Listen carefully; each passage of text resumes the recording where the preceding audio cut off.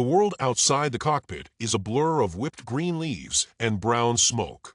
A hand, steady and firm, rests on the cyclic stick, knuckles white.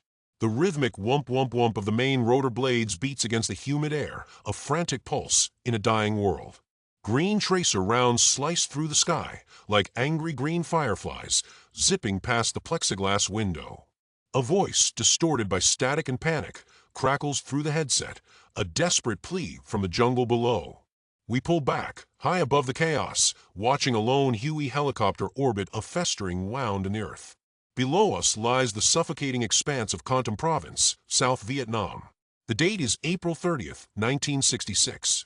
The sun beats down with a physical weight, turning the triple canopy jungle into a pressure cooker. On the ground, swallowed by the immense green, are the men of Company C, 1st Battalion, 16th Infantry. Their world has shrunk to a few square meters of churned mud and splintered trees.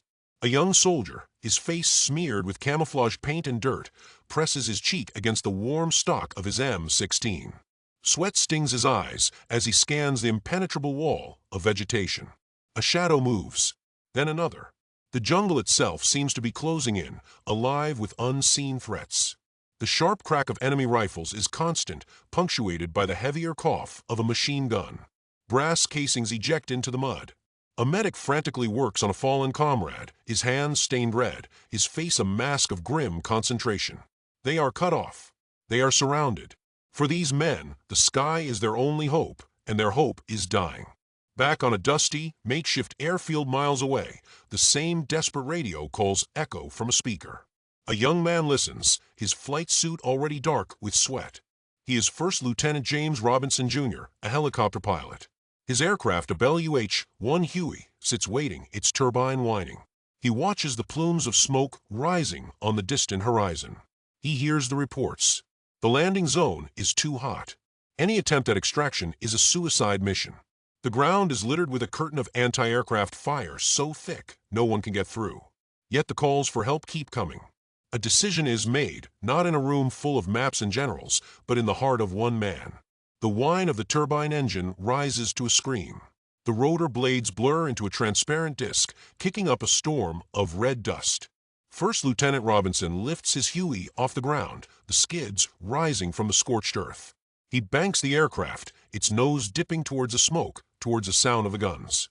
He is flying into a place from which no one is expected to return. The serene green carpet of the jungle canopy rushes by below. But as the helicopter approaches the coordinates, the serenity shatters. Puffs of black smoke blossom in the air around the aircraft, the telltale sign of heavy machine guns. The airframe shudders as unseen forces try to tear it from the sky. Robinson pushes forward, his eyes narrowed, fixed on a small clearing marked by colored smoke, a desperate beacon in a sea of violence. He descends into the hornet's nest. The helicopter's rotor wash flattens the tall elephant grass, revealing the desperate faces of the infantrymen below. They are hunkered down, firing back into the dense tree line.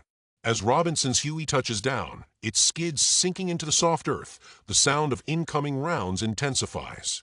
Bullets ping and thud against the helicopter's thin metal skin.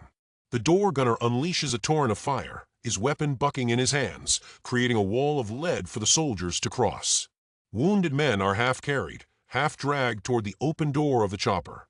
A soldier lays down covering fire, his jaw tight, his eyes wide with the adrenaline of survival. Inside the aircraft, the chaos is intimate. A medic applies pressure to a wound as Robinson holds the Huey steady, a huge, stationary target absorbing a storm of enemy fire. He feels the aircraft shudder as a round punches through the floor just inches from his feet. The instrument panel flickers. Still, he waits. Finally, with a full load of the most grievously wounded, he pulls on the collective. The overloaded Huey groans, struggling to break free from the grasping earth. It rises slowly, painfully, into the air. A final, furious volley of fire chases after it. A window shatters, spraying the cockpit with plexiglass. Robinson banks hard, skimming the treetops, and races away from the kill zone. The flight back is a tense 20-minute eternity, the silence broken only by the engine's strain and the soft groans of the men he has pulled from the fire. He lands back at the base, the skids hitting the tarmac hard. Medics swarm the helicopter before the rotors have even stopped spinning, carefully lifting the wounded out. The mission should be over. A ground crewman runs a hand along the fuselage, counting the fresh bullet holes. He points to a dark slick of fluid leaking from the engine housing. The aircraft is damaged, no longer cleared for combat. The risk is too great. But the radio crackles to life once more. There are still more men. Still trapped. Still fighting for their lives. Robinson looks at his battered helicopter. He sees the leaking fluid, the shattered window, the perforated metal. Then he looks toward the horizon, at the persistent column of smoke. There's no hesitation on his face, only resolve. He waves off the ground crew. He is going back. The second liftoff feels heavier, the controls less responsive. The Huey, wounded itself, claws its way back into the sky. Robinson flies lower this time, faster, trying to use the terrain as cover. But the enemy is expecting him.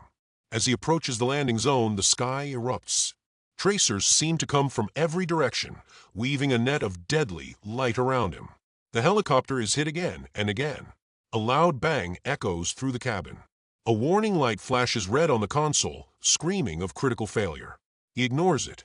He puts the damaged bird down in the clearing once more. More soldiers, their ammunition running low, their faces etched with exhaustion and disbelief, scramble aboard. The firefight is even closer now. The muzzle flashes visible in the shadows of the jungle. He can see the faces of the enemy through the trees. He holds his position for what feels like a lifetime, the helicopter shaking under the constant impacts.